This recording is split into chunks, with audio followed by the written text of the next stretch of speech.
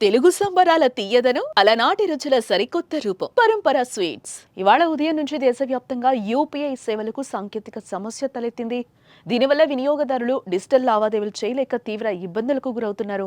ఊహించని అంతరాయం కారణంగా యూపీఐ పనిచేయకపోవడంతో రోజువారీ వ్యాపారాలు నిర్వహించేవారు, సామాన్య ప్రజలు డిజిటల్ పేమెంట్లు చెయ్యలేక పొందలేక నానా అగచాట్లు పడ్డారు. ప్రతి ఒక్కరూ ఈ మధ్య యూపీఐ చెల్లింపులపైనే ఆధారపడటం వల్లే ఈ పరిస్థితి నెలకొంది. డౌన్ డిటెక్టర్ నివేదికల ప్రకారం మధ్యాహ్నం నాటికి యూపీఐ సమస్యల గురించి దాదాపు 1168కి పైగా ఫిర్యాదులు వచ్చినట్లుగా తెలుస్తోంది.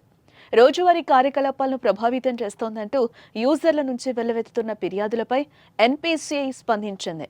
యూపీఐ ప్రస్తుతం అడపాదడప సాంకేతిక సమస్యలను ఎదుర్కొంటోందని, దీనివల్ల యూపీఐ లావాదేవీలు పాక్షికంగా తగ్గుతున్నాయని అంగీకరించింది. సమస్యను పరిష్కరించడానికి తాము కృషి చేస్తున్నామని పేర్కొంది. యూజర్లకు కలిగిన అసౌకర్యానికి చింతిస్తున్నట్లు ఎన్పీసీఐ అధికారులు తెలిపారు.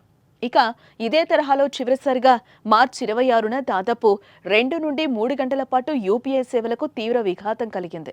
కేవలం 2 వారాల వ్యవధిలోనే మరోసారి ఇదే తరహా ఇబ్బందులు ఎదురవడంతో యూజర్లు ఆందోళన వ్యక్తం చేస్తున్నారు.